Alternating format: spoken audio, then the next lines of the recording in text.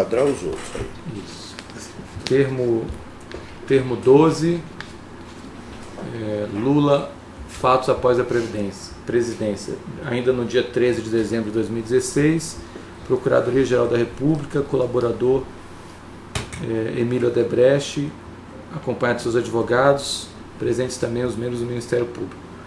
Doutor Emílio, aqui no anexo que o senhor apresentou, de número 12, o anexo é intitulado Lula, fatos após a presidência. O que o senhor tem para narrar de relevante aqui para a colaboração que envolve esses fatos aí após a presidência? Dentro do relato que eu fiz nesse anexo 12, se eu não me engano, foram 3 ou 4 destaques fundamentais. Primeiro, a minha contribuição a ele no sentido de que o melhor caminho que ele estava visualizando para o programa de como ele se dedicaria a um programa, principalmente que ele iniciou muito com a África.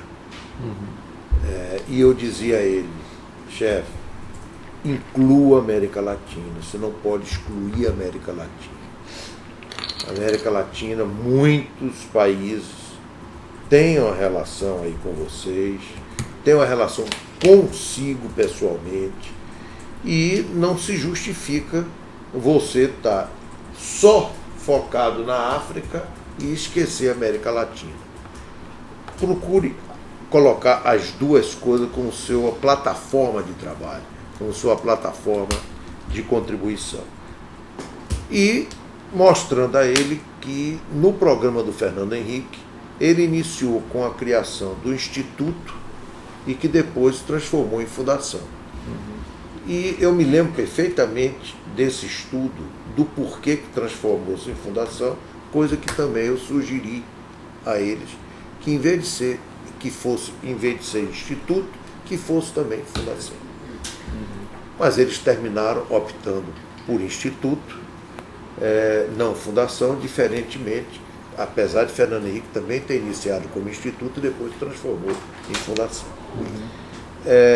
E eu disse, olha, você tem muitos amigos, reúna um grupo de amigos e eu tenho certeza que todos podem contribuir para criar um fundo capaz de dar o suporte inicial para os programas do Instituto ou da Fundação, etc.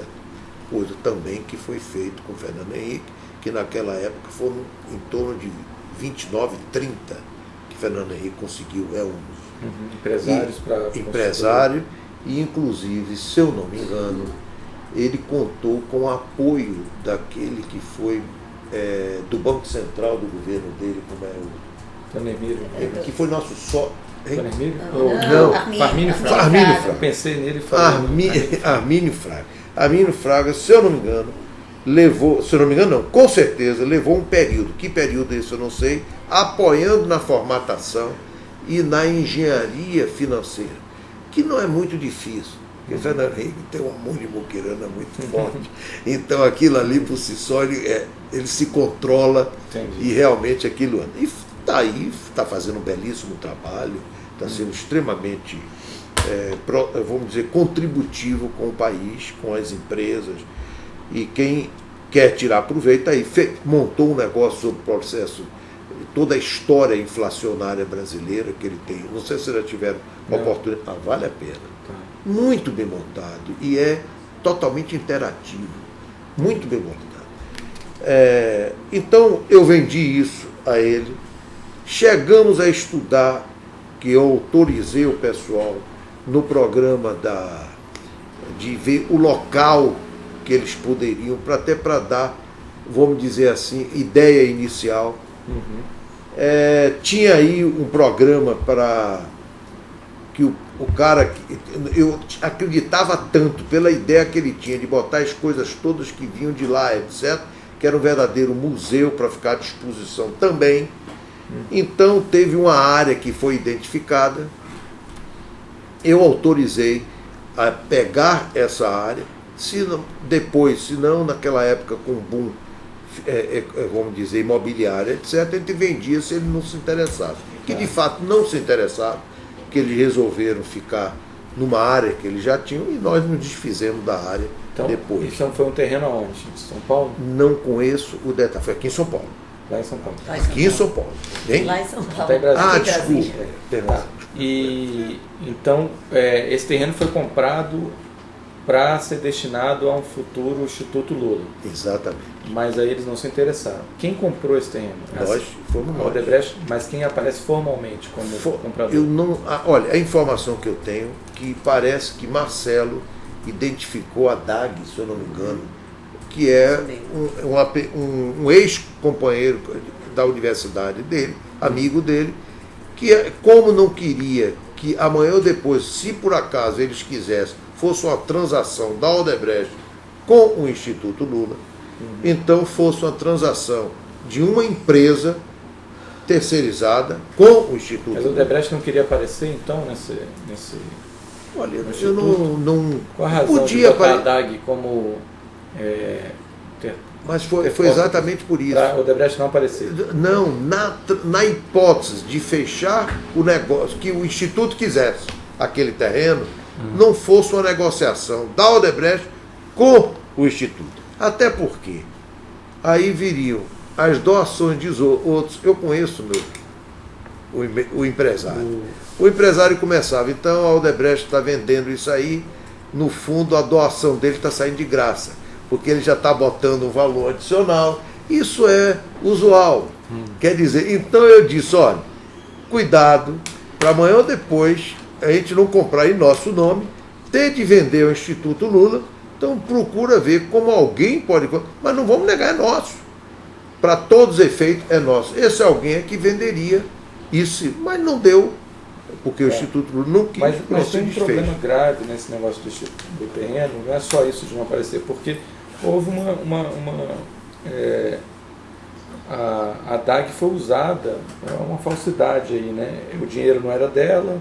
Como é que foi transferido o dinheiro para a DAG pagar esse mundo? Não conheço detalhes. Por isso que eu estou dizendo, não conheço mesmo, mas Marcelo eu tenho certeza que deve ter colocado na delação dele. Tá, mas no relato dele. Deixando claro que não é tão assim. Mas eu posso lhe dizer que não houve nenhum. É aquele negócio, aquilo que eu tenho consciência que houve e aquilo que eu tenho consciência que não houve. Este assunto foi iniciativa minha de nós fazermos isso. O Instituto. Quer dizer, de provocar, fazer isso. Nem era instituto, era fundação. Iniciativa minha de procurar dizer, vamos ajudar para viabilizar esse negócio. Surgiu essa oportunidade de terreno. Aí foi comprado, não usou, então vamos dar sequência. Não foi usado e desfaz. Se não fosse usado, ele desfazia. Estava no nome da DAG, o que fez a DAG? Vendeu o terreno? Isso que eu não conheço. Aí o Instituto Lula ficou lá no local onde ele não quis sair, lá o outro local. Exatamente. Perfeito. É o local que está hoje, não? Eu acho que é. Eu acho que é. E aí como é que foi que a Odebrecht... Porque até onde eu sei, é o lugar que eles iniciaram é o que eles estão hoje. Pelo menos, olha, tem algum tempo que eu não vou lá. E aí como é que a Odebrecht ajudou mais nessa constituição do Instituto? Só com a cota dela. Que me perguntar qual foi, eu não sei. Mas deve ter registro. O senhor tem anotações aí, não? Eu não, mas a empresa tem. Tá. E aí é uma cota em dinheiro que foi doada para o Instituto? Foi, né? Todo mundo fez uma cota. Quem mais fez essa? Não sei. Mas com certeza mas tem. Mas o senhor lembra de quantas pessoas se reuniram? No mínimo 10 pessoas. 10 empresários, empresas? 10 empresas, no mínimo. E aí quanto saiu para cada um, eu não sei. Tá. Agora, eu posso lhe afirmar que foram várias contribuições daqueles que ele se sentia à vontade de falar. Mas a contribuição era para quê? Para o Instituto ir se mantendo, para comprar um outro imóvel? Para que era essa contribuição? Não, era para criar um fundo, aquela ideia. Aquele fundo, a ideia fundo que eu levantava para eles era para O senhor não sabe em constituir ordem um de fundo. grandeza quanto é que ficou o Não fundo? sei. Não Deve sei. ter sido feita estimativa para saber quanto que era um fundo suficiente para manter o Instituto. Né? Mas eu não entrei nisso. Por isso que eu estou dizendo, nem nós. E quem estabeleceu o valor, independente do Aí senhor eu tenho lembrar ou não? certeza que quem fez todos esses estudos para ele deve ter sido o presidente do Instituto, Que é o que é o. Como é o nome dele? Paulo Camus. Paulo Camus.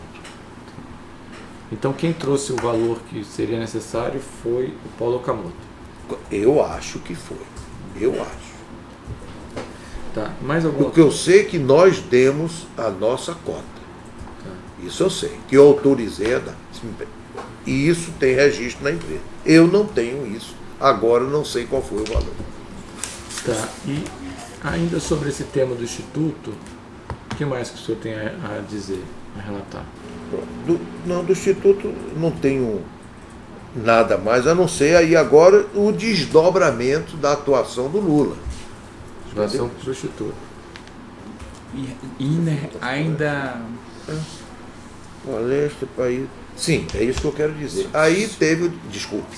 Ainda em relação ao Instituto, para a gente fechar, o senhor esperava, em contrapartida, que o Lula atuasse de alguma forma em favor do Odebrecht, com essa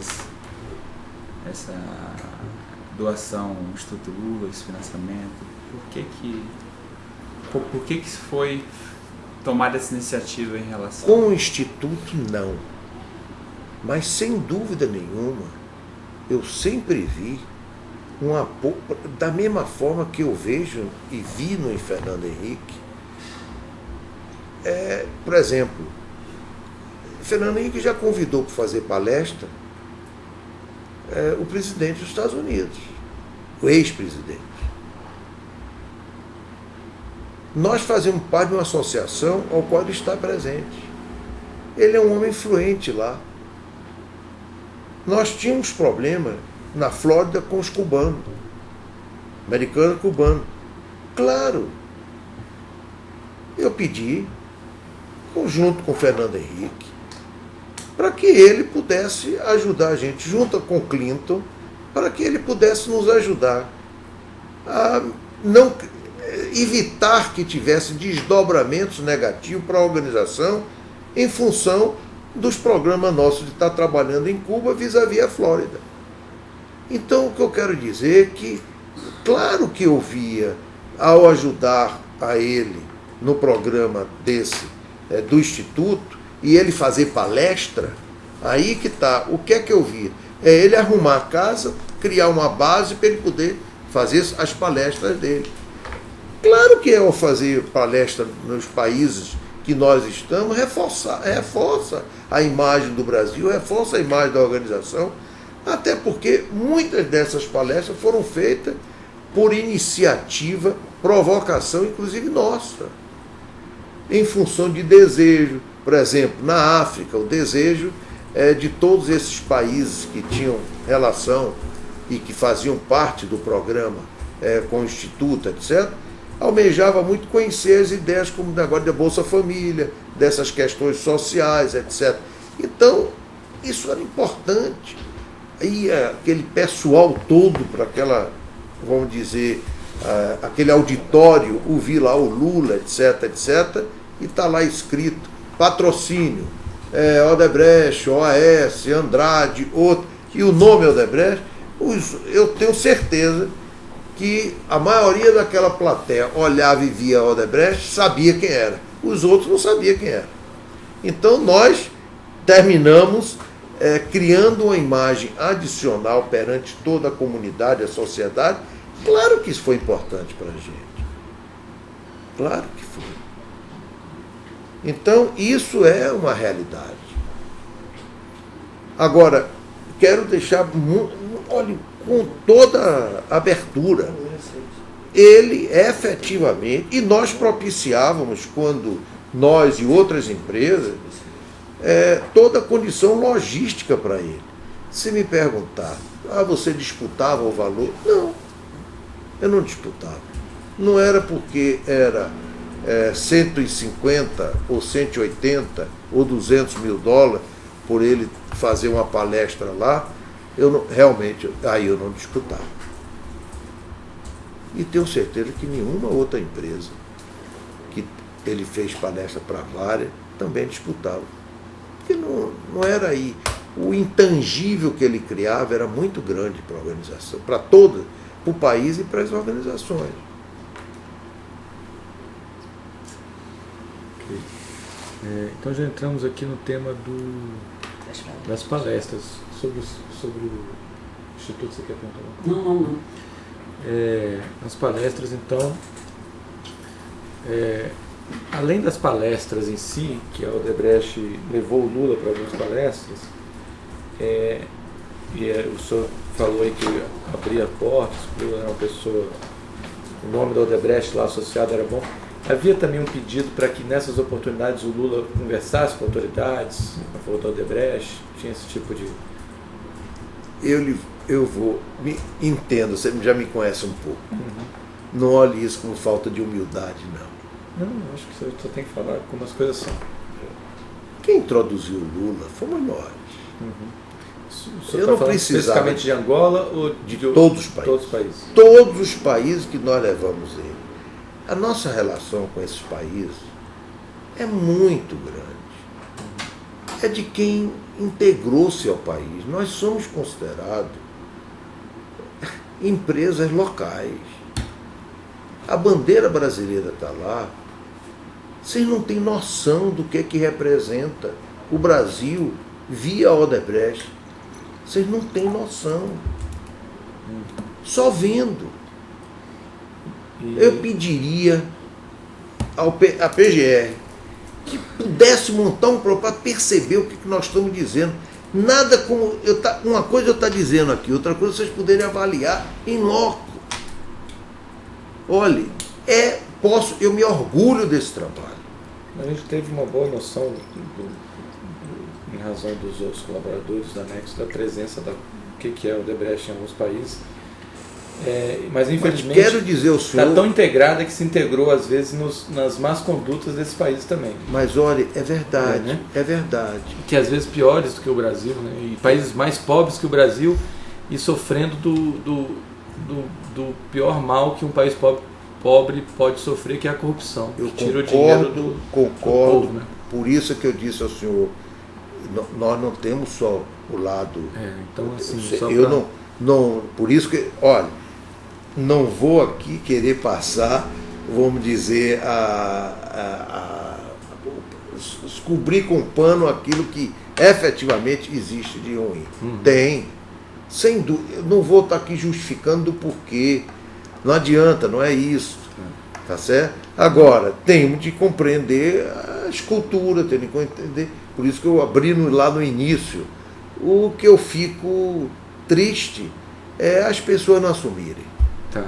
Não, mas a gente já falou, e acho que não, o local aqui não é de debate, a gente sabe que tem essas duas. Mas vamos voltar ao tema aqui. Então, nesse anexo aqui, a gente já falou do Instituto. As palestras, tem mais alguma coisa que... Então, a Odebrecht levou o Lula, mais ou menos, o senhor tem esse número? Quantas vezes para dar palestra? Onde foi? O senhor tem esses dados? Olha, foi tudo fornecido. Isso é claro que... Como é que era? O Lula, quem que arrumava a palestra? Assim? Lula vai dar uma palestra em tal país. Era o Odebrecht ou o Lula que fazia essa ideia? Não. Aí, o que é que... Alexandrino, que eu tenho certeza que ele deve ter colocado isso exaustivamente no programa do relato. Você pode falar a parte que só acompanhou.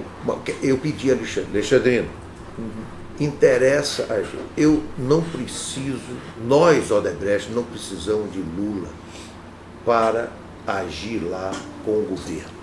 Isso nós não precisamos. Ao contrário, quem vai introduzir Lula somos nós. Muito bem. Outra coisa, perante a comunidade, que tem vamos dizer, uma paixão pelo Brasil, pelo futebol, pela cultura, pelos brasileiros, por tudo isso, e todos eles tinham uma imagem, e continuam tendo, apesar de tudo, impressionante sobre a pessoa do Lula, carismática lá para ele. Então, ele ir lá e fazer o negócio onde a gente possa unir várias elites locais aqui, isso é positivo para a gente. Então procure ver qual é o programa que o Instituto tem este ano de ida a países, qual é o programa, que começava por aí.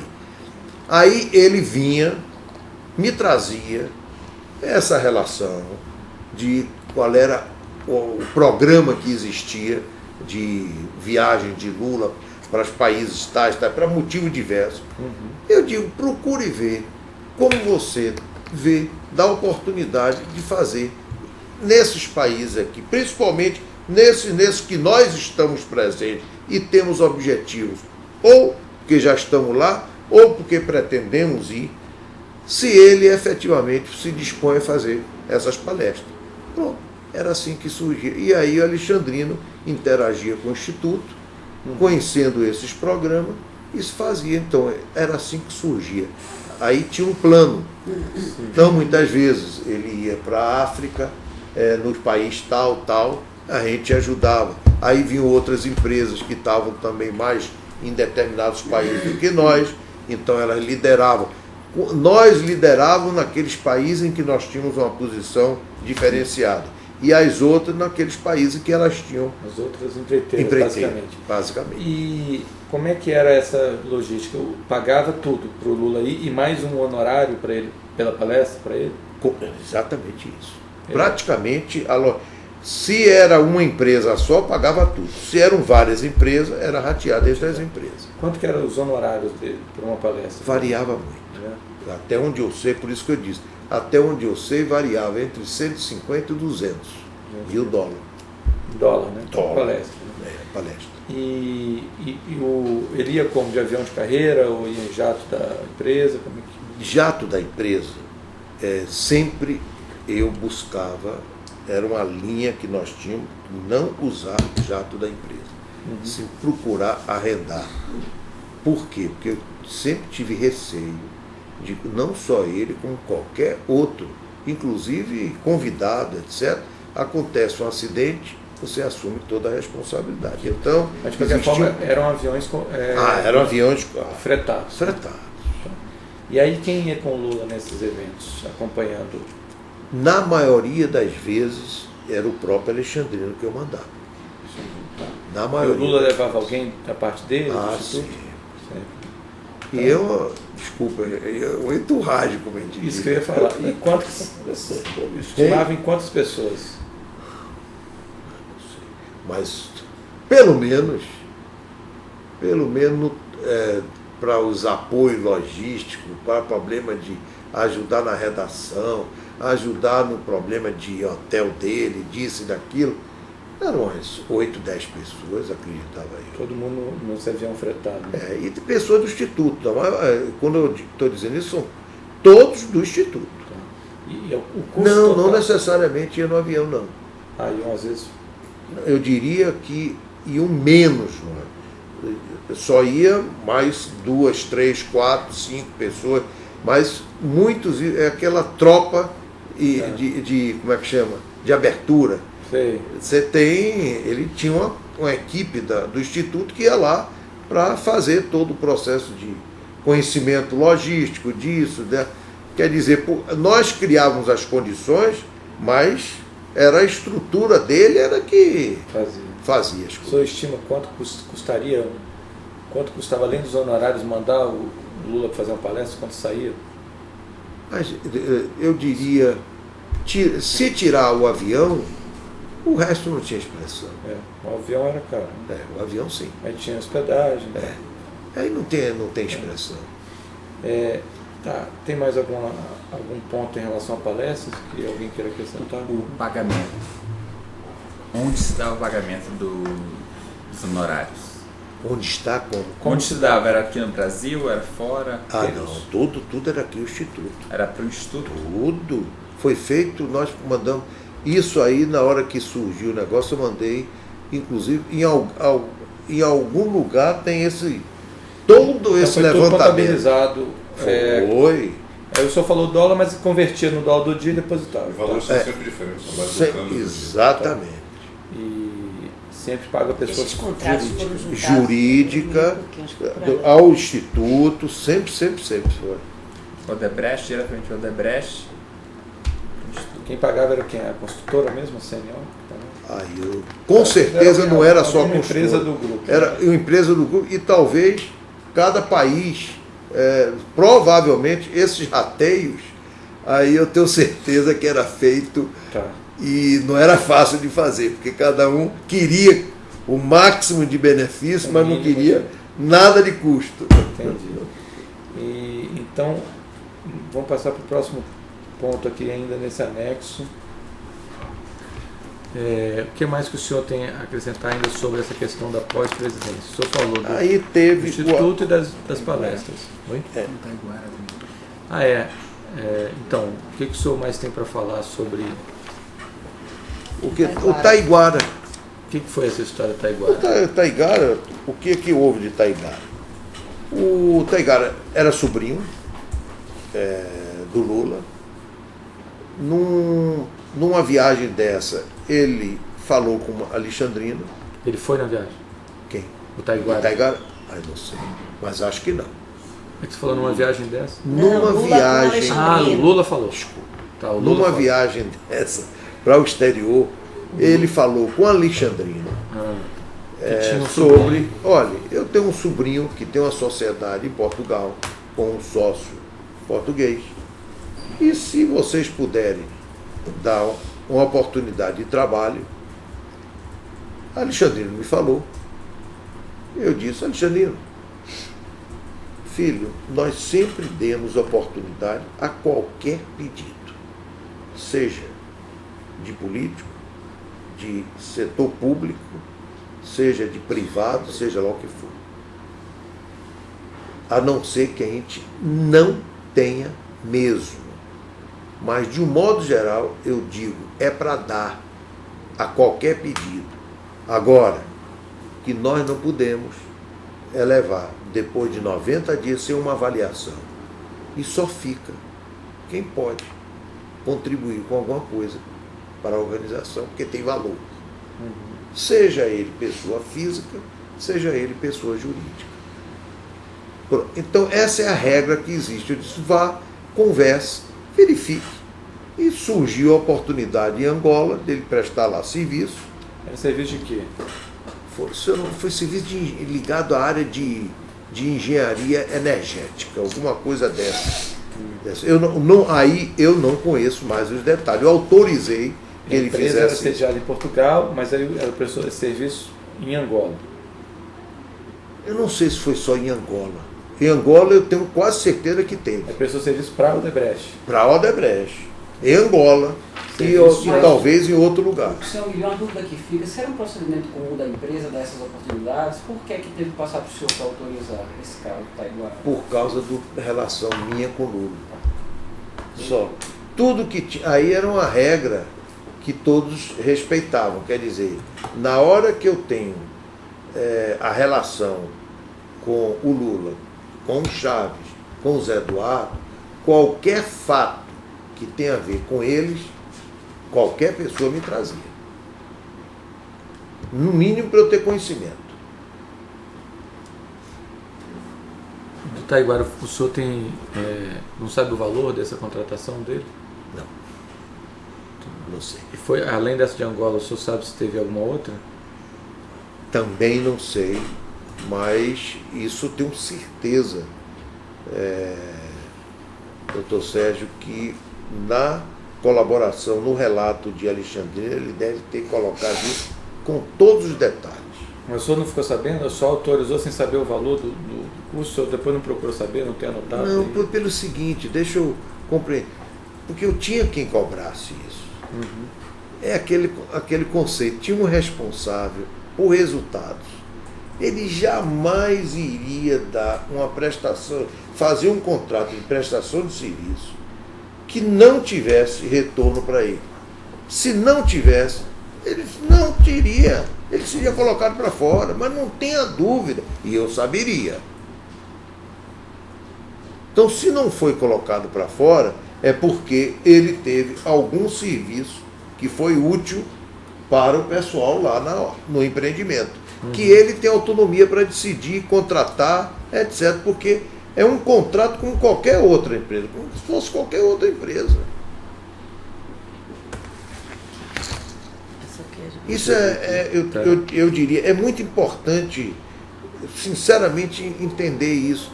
O espírito é de que a oportunidade pode e deve ser dada. Agora, ele só continuará, seja um pedido de emprego para alguém, pessoa física, seja um pedido de trabalho, de contratação para uma pessoa jurídica, se efetivamente tiver condições de fazer com qualidade e competitividade.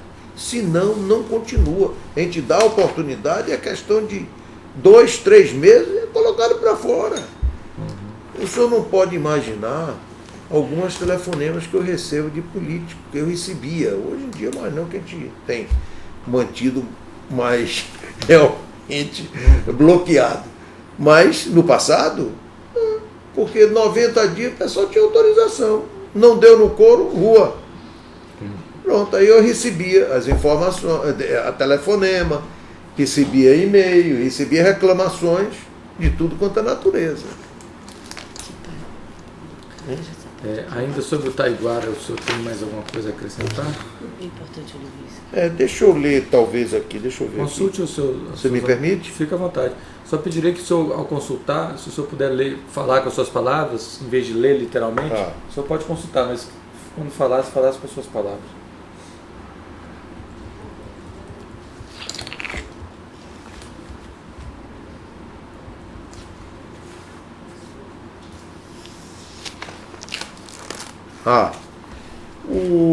Eu me lembro, inclusive, que teve uma vez que o próprio Taiguara, lá, vamos dizer, fez uma carta para o Lula, que entregou ao Alexandrino, lá no Instituto Lula, numa ida dessas de Alexandrino. Ele deve, com certeza, provavelmente, estar colocando isso no relato dele, de que ele estava insatisfeito porque estava com pouco serviço e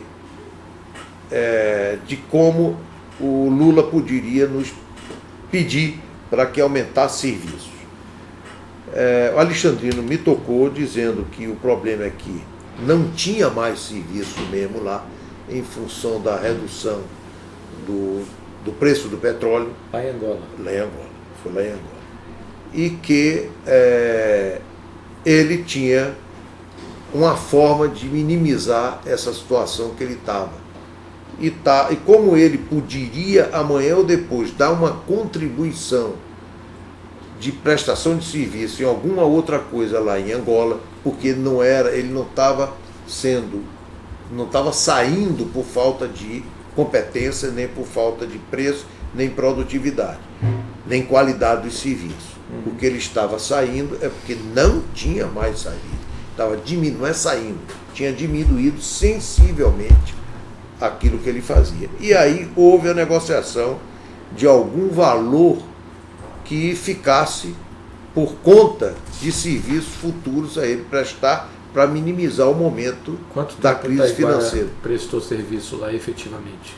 Quanto tempo o Taiguara prestou serviço antes de ter essa crise aí que ele ficou sem serviço? Olha, até onde eu me lembro, isso tem 1 ano, 1 ano e meio. Ele ficou prestando serviço? 1 ano, 1 ano e meio. Até ter essa crise? Olha, eu não tenho certeza, mas não deve ser menos do que 1 ano, não deve ser mais do que 2 anos. Tá. Então aí, mesmo sem prestar serviço, ele recebeu um valor da empresa, quanto foi? Se eu não me engano, foi algo acima de uns 300 mil reais. Reais, né? Cerca de 150 a 200 mil dólares, é bem possível que seja por aí. Ele recebeu como esse valor? Não sei de forma. Quem que ficou responsável por pagar isso?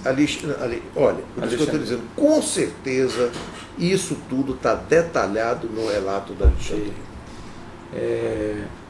Só mais uma coisa. A Odebrecht está presente em Portugal. O senhor falou que o Taiguara era de Portugal, a empresa era de Portugal. Lá não tinha, ele não tinha um serviço para ele fazer em Portugal? Não. Nós paramos há muito tempo com a crise portuguesa. Praticamente nós nos desfizemos de algumas concessões e não tinham mais. Hoje, por exemplo, praticamente o que a gente tinha de resíduo de obra de alguns anos atrás, praticamente não existe mais. E a nossa linha é, enquanto não houver uma recuperação plena de Portugal, nós fizemos praticamente 80% da infraestrutura portuguesa. Foi feita pela Odebrecht, uma empresa brasileira. Toda a entrada de Portugal na comunidade, que nós ajudamos, a começar pelaquela ponte, a segunda ponte sobre o Rio Tejo, para desafogar tráfico, etc. Olhe um pouco os lados também. Olhe também, não veja só mas os lados de fraqueza não é da o objetivo Odebrecht. aqui. O lado não é o objetivo aqui. A gente não está desmerecendo o lado não, mas o objetivo aqui é o lado ruim. O nosso foco é o lado ruim. Agora, vamos passar então Taiguara. Alguém quer perguntar alguma coisa sobre Taiguara? Então o senhor não tem detalhes como foi o pagamento da Taiguara. Tem a questão agora. Mas com certeza eu não tenho mais. Eu não me preocupei, porque eu sei que o Alexandrino com certeza colocou no relato dele. Tá. Você vai encerrar o Taiguara agora? Antes de encerrar o Taiguara, só para passou e perdeu um seguinte ponto.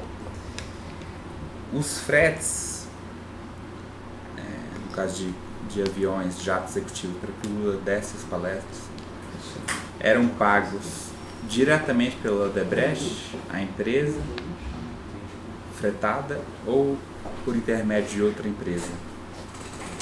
Como que se aperfeiçoavam os pagamentos? Repare, que eu sei que nós éramos responsáveis, total ou parcialmente, a depender do número de empresas que participassem como patrocinadora do programa dele num determinado país, ou a gente assumia 100% sozinho, ou dividia com outras empresas também que estavam patrocinando. Agora, a forma disso ser feito, pode ficar certo, no relato do Alexandrino deve estar tudo ali. Deve não, tenho certeza que está explicitado. Porque era quem coordenava tudo isso. Era quem, como eu disse, ele é quem fazia para mim toda essa parte dessa logística. Eu dizia a ele, interessa ir ao país, daí para frente você que tem que administrar a logística disso tudo. Mudando desse ponto. Eu tenho aqui no relato agora, tem. Inclusive, é comentado aí que um dos programas foram feitos também por pagamento por outras empresas. Uma delas, inclusive, a própria DAG, que era a empresa que também foi solicitado para fazer o negócio do investimento no terreno. Entendeu? Que tem a ver com a relação que ele tinha, que tem com o Marcelo. Mudando para outro ponto, vamos tratar do ponto de uma relação de outra. Vamos seguir aqui. Se você quiser abordar esse ponto. Vamos. Ainda dentro desse anexo, doutor Emílio, qual é o próximo ponto que o senhor tem para destacar nesse tema dos fatos após a presidência envolvendo o ex-presidente Lula? Vale a pena ele dar uma...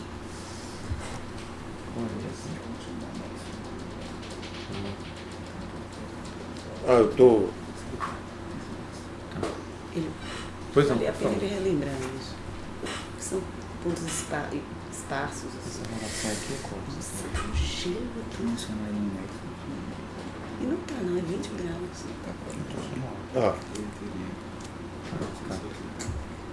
De uma forma ou de outra, eu já abordei, mas eu vou repetir aqui em termos peculiares desse relato aqui, desse anexo.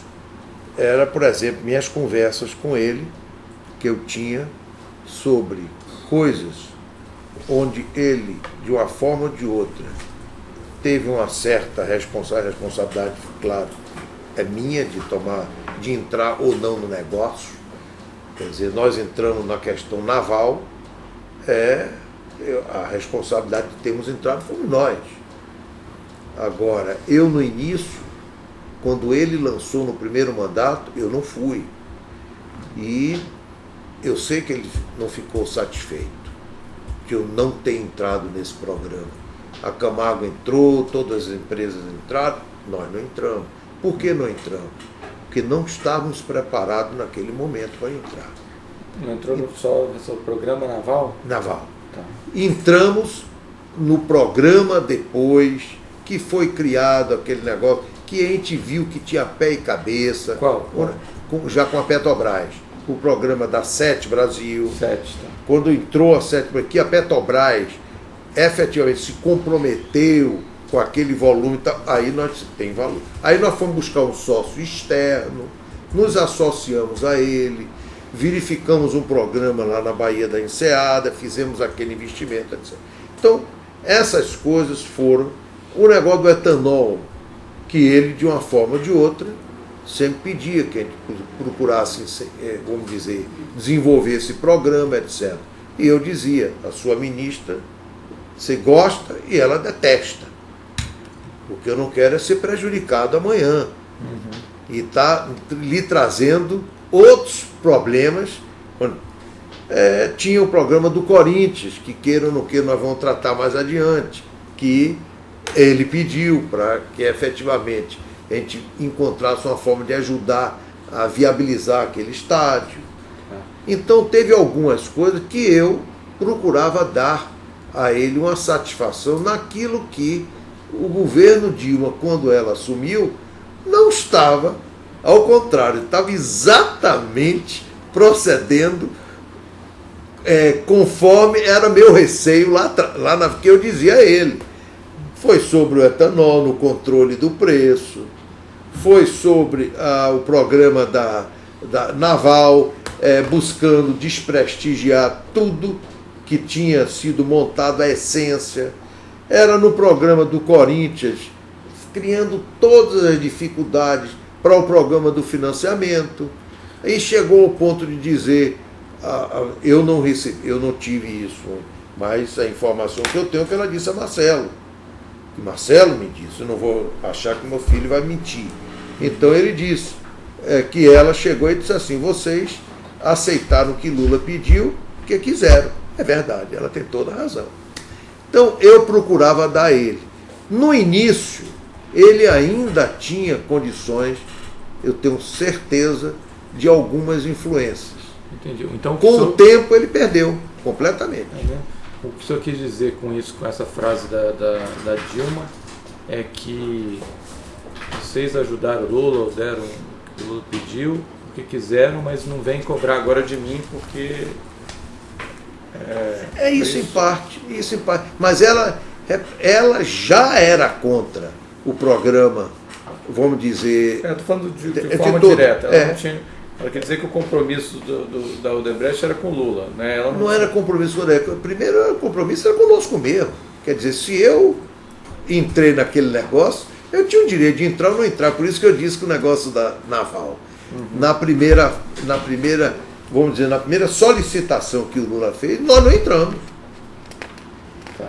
E eu fui a ele e disse a ele por que nós não íamos entrar. Seria uma irresponsabilidade de eu entrar no negócio onde eu sabia que eu não ia poder dar conta. Tá certo. O que mais que o senhor tem para narrar? Não, a essência que eu saiba... Teve... Eu coloquei aí um assunto de uma ajuda a José Genuíno, que estava com problema de dificuldades, etc. Eu sabia que Lula gostava. E ele sempre teve um comportamento exemplar conosco. O Lula que pediu? Não. Nós que tomamos a iniciativa. Mas como é que o senhor ficou sabendo que o Genuíno... Porque aquele negócio, Alexandrino sempre acompanhava meu pedido. Só para ter uma ideia, o pai de Cláudio Melo, na época eu era executivo, o pai de Cláudio Melo era Cláudio Melo, e o outro é Cláudio Melo Filho. O Cláudio Melo, pai, que trabalhava comigo, ele tinha no PA dele, que é o programa de ação durante o ano, uma das obrigações que ele tinha comigo era continuar acompanhando e dando assistência a todos os potenciais que saíssem, seja da área política, seja da área tal, e que tivesse o ostracismo. Então, neste momento, a gente vê como a gente podia ajudar com a oportunidade de trabalho, a gente poder ajudar com isso, aquilo, que amanhã ele tem um potencial, voltava, ele ia olhar para a gente de forma diferente. Então, a mesma coisa, o Genuíno era uma pessoa do bem, este era uma pessoa do bem. Sempre quando a gente ia, que ele via um pedido legítimo, ele não tinha receio nenhum, lutava para poder conseguir as coisas e nunca nos pediu nada. E foi o Alexandrino que foi pedir para fazer esses pagamentos para ele? Não, o Alexandrino soube que ele estava com dificuldade e estava com problema de saúde. Aí eu disse, Alexandrino, verifique isso. E conforme for, dê uma ajuda ao rapaz. Ele já não era mais nada. Eu estou dando um exemplo aqui para poder caracterizar, mas, por outro lado, quem me apresentou ele lá no passado foi Lula. O que mais que o senhor tem para... Eu não vi mais nada aqui, não, do que eu tinha colocado, e não me lembro de mais nada. Eu acho que o importante eu pude colocar. O senhor tem alguma essa coisa? Conversa com o Palocci e Guido Mantega, o senhor chegou a tratar de temas de ajuda, de um tema de um valor fixo? Não. Nunca tratei com eles dois sobre isso. Porque o que a gente sabe é que para aquela história da conta corrente, o senhor sabe alguma história dessa? Não. Eu sei que era tratado com ele administrava essa conta corrente. Ele quem? Ele Palocci. Isso eu sei. Então tá. Essa conta corrente era entre o Palocci e quem? Marcelo. Então o senhor sabia que existia essa conta corrente? Eu sei. E o senhor... Aliás, eu coloquei isso no... O senhor não contou ainda essa... Não, mas eu estou dizendo, mas eu coloquei em algum lugar aqui na... Então é bom que o senhor fale.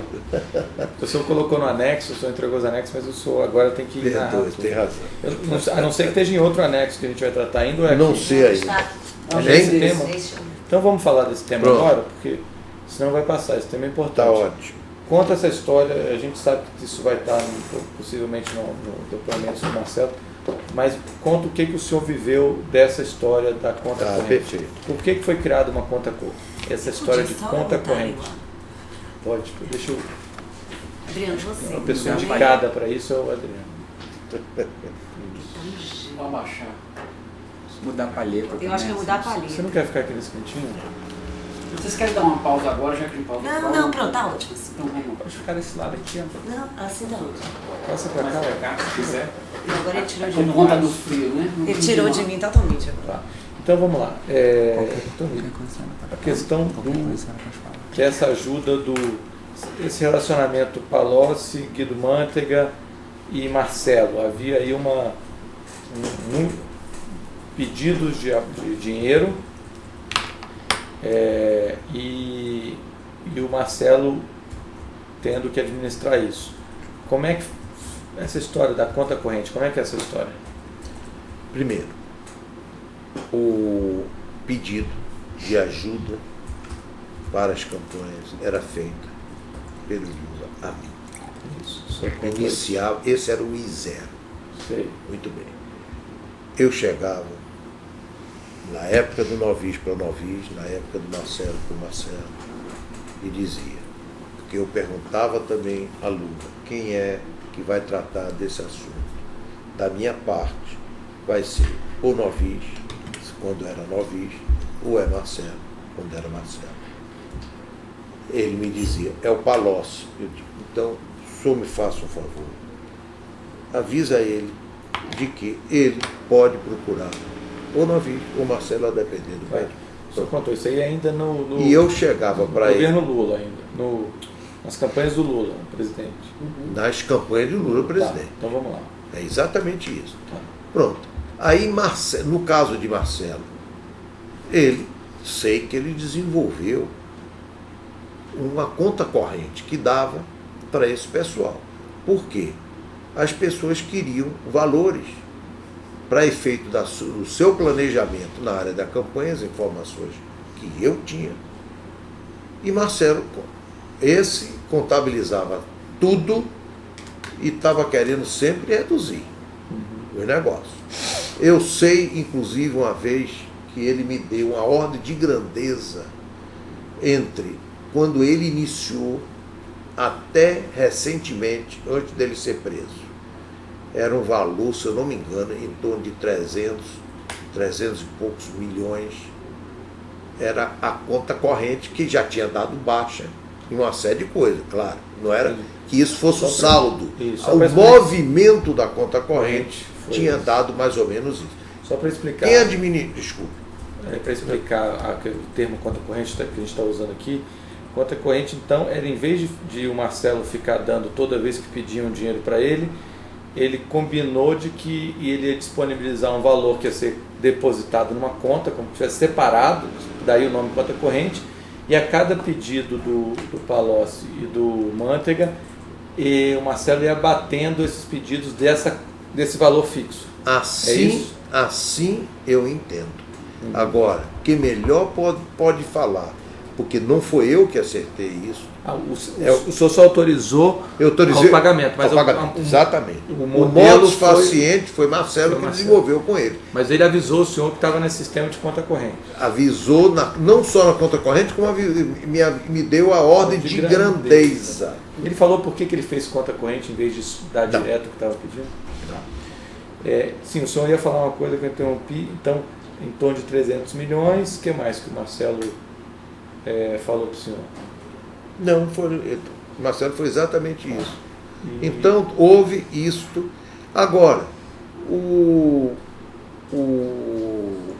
eu não tenho dúvida. Palocci, quando eu me encontrava com ele, Mantega não. Eu diria que Mantega, se eu tive com ele umas 3 ou 4 vezes, foram sempre encontros em alguma reunião coletiva, em alguma coisa. Nunca eu tive uma reunião, vamos dizer assim, de agenda com Mantega. Diferentemente com Palocci.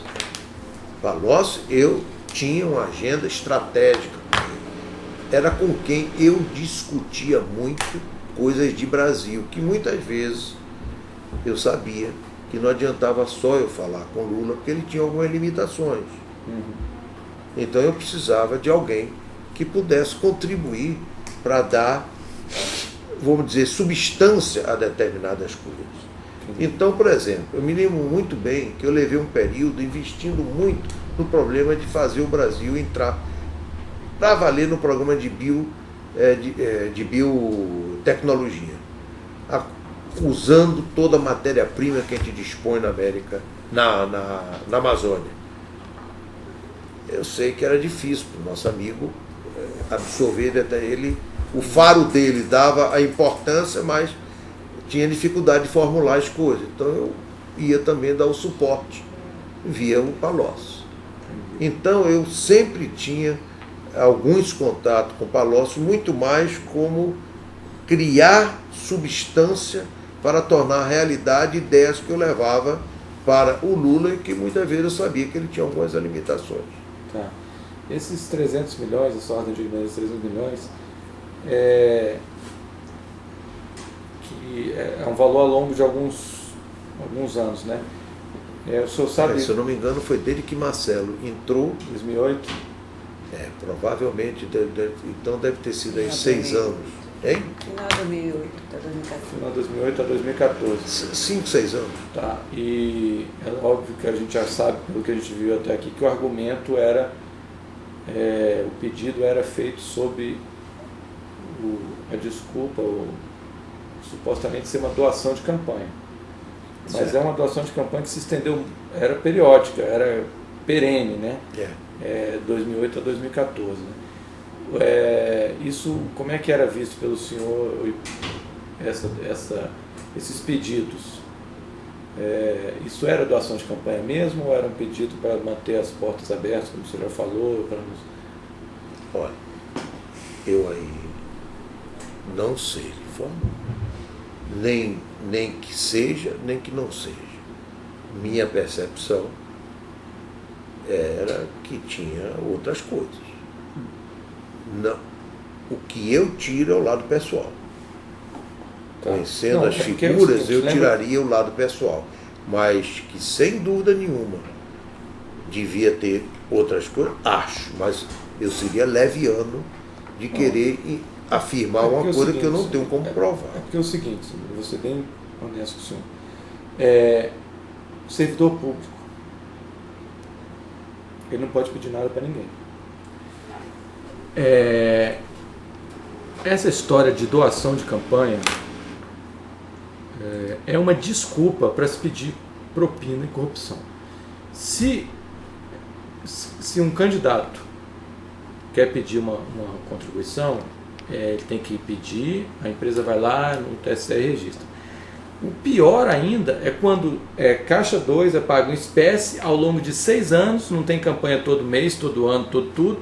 Então, não é, aí é engraçado que quando é campanha é para campanha, quando não tem campanha é para pagar a despesa da campanha.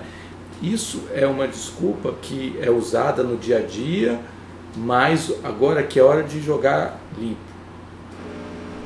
Não é possível que 300 milhões de reais pagos em 6 anos seja doação de campanha. Isso aqui, na nossa visão, é considerada propina, crime de corrupção. O que a gente quer saber é na visão do senhor como colaborador. Como colaborador. Como colaborador, porque eu sempre falo, quem fez doação de campanha não precisa estar sentado aqui como colaborador. Quem fez doação de campanha está cobertado pela lei eleitoral. Não tem que colaborar.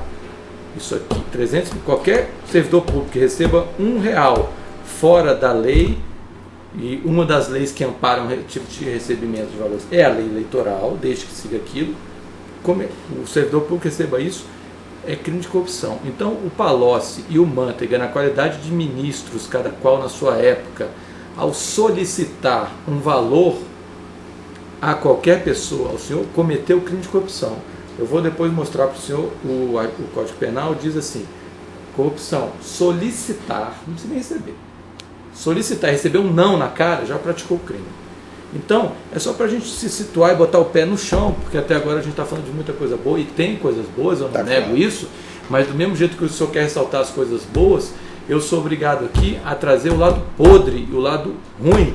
São 300 milhões que foram gastos, sei lá com que, ainda que fosse na campanha, com santinho, com tempo de televisão, com marqueteiro, que podia ter sido construído escola, hospital, e todo esse Brasil que o senhor sonha e quer ver, esse dinheiro poderia estar lá.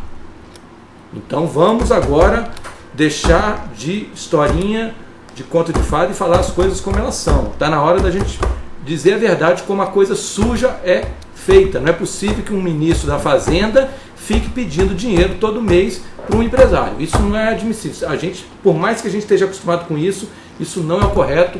E o senhor sabe disso porque o senhor tem a visão dos Estados Unidos e da Europa, como o senhor falou, e lá eu te pergunto, isso acontece? Deixa eu... Primeiro, entendi o espírito da sua provocação. Segundo, é preciso entender que uma coisa é ter o outro lado. Eu tive algum benefício? Eu não tive. Teve benefício, sim, senhor. Me permita uma coisa, não houve o casamento, quero lhe dizer. Então eu não tenho como provar. Se você me perguntar qual é o meu sentimento, eu sinceramente, eu acho que o senhor tem razão. Agora, eu não tenho como provar. Não tenho como provar porque o que é que existe? Não, o que é que eu sei? Me permita, para eu poder dar alguns dados. É só porque talvez explicando um ponto, talvez fique mais fácil para o senhor. O senhor não precisa provar nada do que ele fez. A parte do senhor é o seguinte, eu paguei o dinheiro que me pediram. Esse é o lado do... Mas eu não fiz isso. Primeiro, eu não conheço. Quem pode esclarecer melhor É Marcelo. Sim, mas o senhor foi o avalista Não fui avaliar. Você mandou pagar. O senhor mandou pagar. Eu mandei pagar. Vamos lá. Vamos Mas eu ver. não mandei pagar a cada... Entenda, não é isto. Não mandei pagar Então, cada vou dar um exemplo. Eu não, olha, mas é importante. Então eu vou esclarecer. deixar o senhor concluir. Eu não mandei pagar. Olha, pague 100 aqui, paga. Imposto. Olha, foi me pedido ajuda. Você atenda, negocie. Sim. Isso Essa ajuda se chama propina. Só para o senhor saber. Está perfeito. Tá? É propina. Mas deixa Se o senhor tiver pegar o carro do senhor aqui, for viajar até Salvador, parar numa blitz e um guarda de trânsito pedir uma ajuda, o senhor vai achar que isso é ajuda ou vai achar que isso é uma propina? Guarda de trânsito parou o senhor. Ele tem o poder ali de rebocar o carro do senhor, multar o senhor, ou se o senhor tiver certo, seguir viagem. Mas ele está ali com o poder, ele pede uma ajuda para o senhor. É correto isso? Não. Não é Não é correto. correto. Ele tem o poder, ele está se valendo do poder dele. Pleno acordo. Agora, posso? Pode. Posso? Esse aqui é o ponto que eu quero levantar. Eu me sinto. Aí eu estou agora como cidadão. Eu quero compartilhar um assunto que eu acredito. Pois não. Eu acredito que. Por que isso acontece? Acontecia. Acontece. A gente No tá falando Brasil do Odebrecht. inteiro. Não, eu estou falando já como conceito geral. Tal. Por que acontece? A burocracia, eu tive a oportunidade de colocar um prédio nosso, lá em São Paulo, aquela sede. As dificuldades que foram colocadas em tudo Não, isso não. para obter facilidade. Quer dizer, é um negócio institucionalizado Não no nego país. isso, ninguém nega Mas isso. Eu Ninguém sei, nega isso. mas é isso é que nós temos de lutar para mudar. Vamos mudar isso. A burocracia. Mas eu queria saber se Pronto. os empresários, todos, com a força que têm, com o poder que têm, com o capital que têm, se eles se unissem, em vez de fazer o que a gente vê aqui na Lava Jato, se unissem para se recusar liminarmente a fazer isso. Agora é o seguinte. Me então, permita, mas só deixa eu aproveitar essa oportunidade. Me dê esse. Não, é porque eu não queria que o senhor justificasse corrupção com burocracia. Não vou. Uma coisa não anula a outra. Não Agora, vou. Mas só uma coisa. Então eu acho que. Mas tem uma coisa que eu não sei como é que o senhor vai responder. Mas o senhor está tentando fazer o contraponto e justificar uma prática ruim, uma prática ilícita, com outra prática ruim ou ilícita, que é a burocracia, ou criar dificuldade para vender a facilidade. O que eu quero saber é o seguinte: nós estamos aqui em colaboração. Se o senhor está justificando, eu quero saber o seguinte: se a Odebrecht encontrar os mesmos obstáculos pela frente, burocracia, etc, o que ela vai fazer daqui para frente? Nada. Mas Ela vai pagar 300 nada, milhões de reais? Jamais. Então pronto. Mas era isso que eu queria dizer. Nós já mudamos. Chefe, Se mudou, isso eu lhe disse já. é porque... Na hora que nós definimos, eu cheguei Eu sei, e mas é estou porque aqui. da forma como o senhor estava narrando, parecia que não tinha nada de errado. Não. Eu não estou dizendo que não tem nada de errado. O que eu estou dizendo que eu não tenho como provar isso.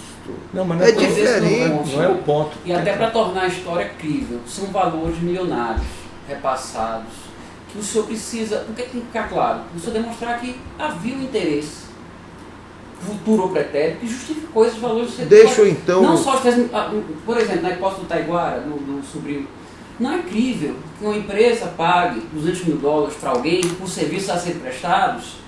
E o senhor disse aqui, chegou a dizer que é uma prática comum da empresa de aceitar funcionários para ver se, nesse caso específico, foi 200 mil. Então, assim, as histórias têm que ser críveis, condizentes com os montantes de valores e com tudo que já foi revelado na operação pela própria Odebrecht. Pronto. Então, assim, nossa função como colaboradores, no ponto daqui, de acusação que estamos na colaboração, da parte ativa, é justamente apontar para o senhor eventual contradição que o senhor está falando. Então, para tornar a história crível, o senhor tem que chegar nesse ponto que o meu colega está mencionando. Eu estou entendendo. Havia atos de corrupção, a empresa, ao pagar esses valores, ou teve algum benefício para trás, ou estava esperando um benefício para frente. Porque ninguém dá para qualquer pessoa os valores que o senhor destinou para o Lula. O senhor acabou de mencionar aqui o Instituto Lula, jatos, se não for para obter alguma coisa, ou em agradecimento de algo que obteve. Está muito claro para a gente que viu o relato do senhor, nas entrelinhas, que é isso. De tudo que o senhor contou, de todo o contexto. Mas o senhor precisa dizer que está claro para o senhor também. Para que, como colaborador, a colaboração se concretize. Deixa Tá entendendo? então. Agora, se o senhor disser que não está claro para o senhor esse contexto, de que a empresa intermediou todos esses valores para o benefício obtido, ou alguma coisa que iria obter, aí fica difícil. Até a gente, como ordem de acusação, dizer, não, temos uma colaboração, aqui está, a colaboração foi efetiva, sabe? É isso que eu estou querendo. Eu não posso dizer que é claro para mim. Eu posso dizer que eu concordo. E concordo com a interpretação. Também acho que tem alguma coisa. Agora, eu não tenho como provar. Como é que eu vou dizer que existe? Vou dizer uma coisa. Aí me perdoe. Mas me perdoe. Deixa eu dar uns dados aí. Me veja. Eu acho que é bom o senhor estabelecer um paradigma, que o senhor está partindo de um paradigma diferente do nosso. O senhor está falando em provar uma coisa que está lá longe. Na realidade, o senhor é autor. Tem um ruído de comunicação. Mas me permita, peraí, Mônica, deixa eu colocar o seguinte, me perdoe. Eu estou tentando colocar isso. Primeiro, eu teria negociado, talvez tivesse negociado da mesma forma que o Marcelo negociou. Peraí, calma. Eu não conhecia esses detalhes. Também, no íntimo, no fórum íntimo, eu não tenho dúvida que alguma coisa foi. Por exemplo, eu tenho certeza que boa parte desses recursos, eu não tenho como provar, foram utilizados. Por isso é que está no tempo, porque isso não é um negócio que se faz no momento pontual, ser um dado enquanto. Compra de tempo de televisão. Então, deixa. Isso que eu quero dizer. Mas, então, veja bem. esse tipo de. Isso acontece. Eu sei a oportunidade que surge. E isso eu sei que eles faziam. A oportunidade que surge pode ser em qualquer momento. Então não me surpreende. Agora, é correto isso? Não. Claro que não é. Mas deixa eu explicar só uma coisa para o senhor. Mas eu não tenho condições de provar isso que eu estou querendo. Essa frase que está atrapalhando, eu acho, talvez o seu raciocínio. Tenta eliminar essa frase de prova. Prova é uma outra coisa. A gente não precisa provar uma coisa para saber que ela existe. O senhor está respirando aqui e eu não preciso provar que tem oxigênio aqui dentro. Voltando à analogia do guarda de trânsito, porque simplificando as coisas fica mais fácil de entender. Se esse guarda de trânsito que foi lá e pediu uma cervejinha ou pediu uma propina para liberar o senhor a seguir viagem, pouco importa se ele vai usar esse dinheiro para doar ou para comprar comida para a filha dele, que seria nobre, mas ilícito ainda assim, ou se ele vai gastar na boate.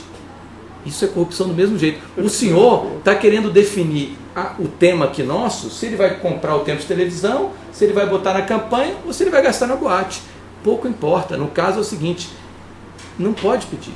Não pode pedir dinheiro. Sim. E não pode dar dinheiro. Eu realmente não me comuniquei. Não pode nem dar dinheiro, nem pedir dinheiro fora da...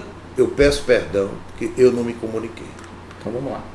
Eu concordo que essa utilização desses recursos... O que o senhor quer provar? Tanto fala que não sabe provar. Se foi o senhor que eu sei, não estou dizendo... que avalizou o pagamento, não precisa provar nada. O pagamento existe. Então tem a corrupção. Eu não tenho dúvida que é efetivo. E mais ainda, a aplicação deles. Quer dizer, sim, mas então, é isso que eu estou querendo levantar. Porque se foi para poder ter apoio de um partido, se foi para poder ter tempo de televisão, se foi para isso ou para aquilo, que eu não tenho dúvida que era isso que ocorria. Era isso que ocorria. Então, o que eu no fundo quero colocar, isso daí que eu peço a vocês, me dá esse voto de confiança. Eu tenho certeza que não existia nenhum processo toma lá da cá deles para conosco. Agora, que não está correto eles pedirem, não está correto da forma com que a gente criava essa relação de conta corrente e a forma com que eles utilizavam, para onde eles utilizavam esses recursos. Estou de pleno acordo. Eu só discordo da parte que o senhor falou do toma lá da cá, porque é um toma lá da cá, só que não é tão explícito quanto o guarda de trânsito. Mas então, o guarda de trânsito você me dá o dinheiro, eu te libero da blitz. No caso aí, é um toma lá da cá difuso, porque ele é uma relação... O benefício tem um trânsito, posso dar a palavra que eu uso muito? Posso marcar audiência, ainda que o senhor não atrele especificamente a um contrato, o senhor não tem ciência de ter atrelado alguma doação para especificamente um contrato. Isso eu é possível. Estou de acordo. Mas assim, pelo lado do senhor sabe que teve facilidades de contato. Estou de acordo, então, assim, claro. Porque senão, eu disse, é um hedge. hedge. O senhor empresário. Foi um hedge. Foi um pedágio. Tenho perfeita consciência. E o pior é isso, eu sou complacente por ter aceito isto. Isso eu já explicitei. Isso. Então eu não tenho dúvida. Agora, o que eu estou buscando, ter vocês como parceiros também, para me ajudar, porque a mudança nós já fizemos. Chefe, nós já mudamos. Não tenha dúvida quanto a isso. Nós estamos tendo sérios problemas. Nós vamos, não é mudar nós vamos fazer um trabalho de contribuir para a mudança dos outros. Nós estamos mudando fornecedores, nós estamos mudando cabeça de clientes, nós estamos mudando de uma série de coisas. Então, quanto a isso, eu já tive a oportunidade de transmitir, é o que eu chamo dessas mudanças estruturantes. Quanto a isso, não tenha dúvida. Quanto ao outro, o que eu gostaria era que nós precisamos lutar para essa reforma política, não pode continuar, porque é isso que está aí. Então, olha só, essa é a justificativa que eles dão, que no fundo é um negócio... Mas esse é o ponto. Geralmente, se consegue mobilizar um ministro da Fazenda, um presidente da República, e vai uma penca de deputados para aprovar uma medida provisória, ou como nesse caso dessa medida provisória que a gente citou, ou de outras, como é feito, por que não fazer essa mesma força para fazer coisas legítimas, que não interessa só a algum setor, mas ao país? Então, a questão aqui, vamos voltar aqui ao ponto que a gente está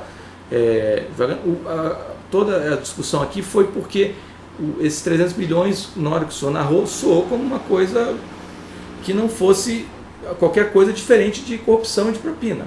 O ponto aqui que a gente está querendo bem deixar claro, mas quem vai deixar claro é o senhor, porque quem está prestando depoimento é o senhor, é se eram valores ilícitos ou não. O senhor está deixando claro que tem conhecimento que era valores ilícitos. O que o senhor não acertou, que foi o Marcelo lá que acertou com os dois ministros, ex-ministros, o Itália e o pós-Itália, como está nas planilhas, foi com a sua concordância, com o seu beneplácito, não é isso? Eu me sinto responsável por tudo. Então, tá, ótimo isso. Eu indago aqui aos senhores, já que a gente chegou num ponto, se a gente pode dar uma pausa para fazer um lanchinho, e depois o senhor quer exaurir logo esse tema aqui? Eu gostaria. Então vamos. Eu gostaria, essas coisas eu então sempre...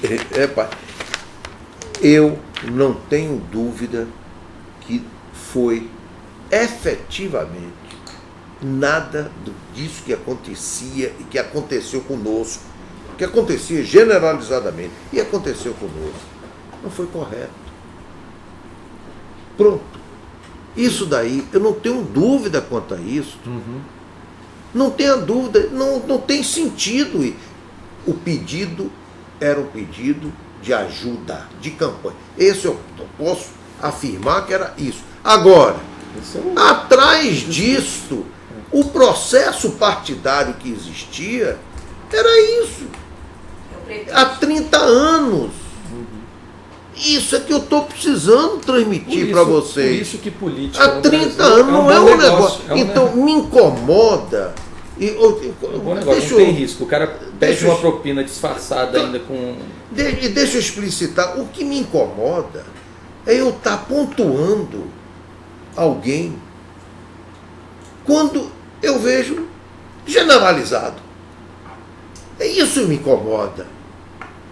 Olha, eu estou sendo... E isso daí é a pior coisa para um homem, é ele se sentir injusto. E é isso que eu estou me sentindo. Vocês estão me fazendo ficar desta forma. Por quê? Porque eu tenho consciência que está errado, mas eu não tenho consciência que todos erraram. Sim, mas todos... É começar por mim. Mas todos estão passando por esse processo que nem o senhor está passando. Mas quem não passa... Tem porque não salva ninguém. Mas quem não está passando, ou vai chegar o momento, eu espero, ou talvez não passe porque não vai ter essa oportunidade, e tem muita gente que não está passando e não vai passar e vai sofrer as consequências disso, né? Como o Marcelo sofreu em parte as consequências, e não vai ser pior porque ele, felizmente, ele resolveu tomar essa opção aqui, que ao meu juízo é muito melhor. Agora, quem não tomou essa opção, e por isso que eu acho que não se trata de injustiça, o senhor, eu acho que tem bastante sorte de estar aqui, porque quem não tomou essa iniciativa, não vislumbrou essa janela de oportunidade, não vai estar sentado aqui, vai estar amanhã onde o Marcelo está hoje, e por muito tempo. Então eu acho que o senhor não se preocupe com os outros, não se preocupe com os outros, porque é generalizado e a gente está fazendo o máximo possível para... Olha o tamanho que está esse negócio, já expandiu bastante. Se vai pegar todo mundo, se vai desgeneralizar, eu não sei, eu acho que não, porque isso não se acaba, mas que vai melhorar alguma coisa, eu espero que sim, eu torço que sim, para que a Odebrecht e o senhor possam atuar com essa competência que o senhor tanto gosta de enaltecer, e ninguém aqui desmerece isso, num ambiente mais justo e como o senhor começou falando, com efetiva concorrência, onde o melhor, o eficiente ganhe, e não aquele que é da cozinha e da sala do presidente. Não é aquele que é amigo do presidente, é aquele que tem a melhor empresa. Estamos alinhadíssimos com tudo isso. Então que bom. Eu não só peço uma coisa adicional. Não vamos ficar só no corretivo. A forma, eu quero ajudar. Me ajude. Qual é a minha ajuda que eu peço? Eu não estou pedindo ajuda para mim. Eu estou pedindo ajuda. Qual é a melhor forma? A melhor forma de eu me ajudar é ajudar o país. Mas eu não acredito que essa organização vá continuar. Ela não vai continuar crescendo nessas condições que estava. Então tinha de parar, etc. Agora, qual é a forma de minimizar o que eu disse ao senhor? É a gente não ficar só no corretivo. Vamos fazer coisas que efetivamente torne diferente, que o ambiente não propicie isso. Porque se nós não fizermos determinadas mudanças, doutor Sérgio, nós vamos continuar tendo uma pressão enorme, indescontrolada, e aí vai terminar se eu tendo quase que o país na cadeia. Haja cadeia. Pois é, doutor Emílio, a gente está fazendo a parte que nos cabe, que é o Ministério Público, e estamos fazendo um pouco mais, que o senhor está acompanhando as 10 medidas contra a corrupção. É uma coisa que não cabe ao Ministério Público fazer, no entanto, ele provocou a sociedade para fazer isso. Nós conseguimos chegar até uma coisa que é difícil, uma iniciativa popular, passar por comissões, passar por votação, e chegar onde chegou, infelizmente, aconteceu o que o senhor viu, né? Houve deturparam toda a proposta, não é mais anticorrupção a proposta, fizeram isso num dia que o país estava de luto, por conta de um acidente aéreo, daí você vê o nível de imoralidade que o nosso país vive, se valer de um acidente que comoveu o continente, o mundo, para fazer isso sorrateiramente. Então a doença é mais grave do que a gente imagina. O Ministério Público não é salvador da pátria e não vai resolver o problema do mundo, mas cada um vai fazer a sua parte. Embora entenda as suas preocupações, o senhor precisa entender que foge um pouco das nossas atribuições. As suas preocupações passam por um cenário político que foge um pouco, nós como os agentes públicos, mesmo o Ministério Público, que a função realmente nossa aqui é poder investigar fatos e propor punição judiciária dentro daquilo que a lei estabelece. Então, assim, dentro das nossas limitações funcionais de atividade, e para voltarmos ao objeto da nossa ativa, é esclarecer os fatos. Quando a gente menciona para o senhor precisa deixar mais claro isso, o senhor mencionou agora, mas nessa tendência, nossa obrigação é esclarecer os fatos. Está entendendo? Eu compreendo tudo isso. E eu até, pessoalmente, compartilho da sua indignação de querer mudar o país. O Ministério Público e Constituição compartilha de alguma forma, como o colega mencionou, das 10 medidas, mas o que compete aqui a nós é esse viés punitivo e esclarecedor de fatos mesmo. Está entendendo? Vocês não têm noção do poder que vocês têm. Poder, olhe positivamente. Vamos transformar esse poder produtivo. A melhor coisa que vocês... Eu quero colocar nossa organização à disposição para isso. Mas tem coisas que nós temos hoje, limitações. O que eu posso fazer hoje, dentro de tudo que, infelizmente, eu perdi algumas condições de fazer, mas vou continuar fazendo. Mas cabeça de cliente, cabeça de mercado onde nós atuamos, fornecedores, investidores, etc., nós já estamos fazendo um trabalho de mudança de cabeça. Bom. Agora, vocês têm um negócio muito importante, que é o único hoje no país que teria condições de chegar, doutor Sérgio, para uma mídia que tem um papel fundamental nesse país e pedir para que ela também invista, não deixe de dar todo o respaldo que ela continua, não. É importante para até a gente abranger tudo que nós estamos falando, não ficar eu com aquela sensação de injustiça que eu tive a oportunidade de compartilhar com o senhor. Mas que a gente possa, a imprensa, também começar a cobrar essas mudanças estruturantes rápida, que passa pela reforma, essa reforma política, que passa pela reforma administrativa, que passa pela diminuição, eliminação dessa burocracia, que essa burocracia ela é muito mais perniciosa do que tudo, porque ela leva para todos os níveis da sociedade. Todos. O exemplo que o senhor deu é um exemplo mais corriqueiro. E não é só no tráfico, não é em tudo. Qualquer coisa que você tenha de problema, seja no problema do gás na casa, seja do problema de energia, seja no problema para pedir licença disso, seja para tirar um passaporte, seja para fazer... Você sempre tem um problema. Enfrenta esses problemas. Então, aonde vamos olhar as causas? Estão aí. Está certo.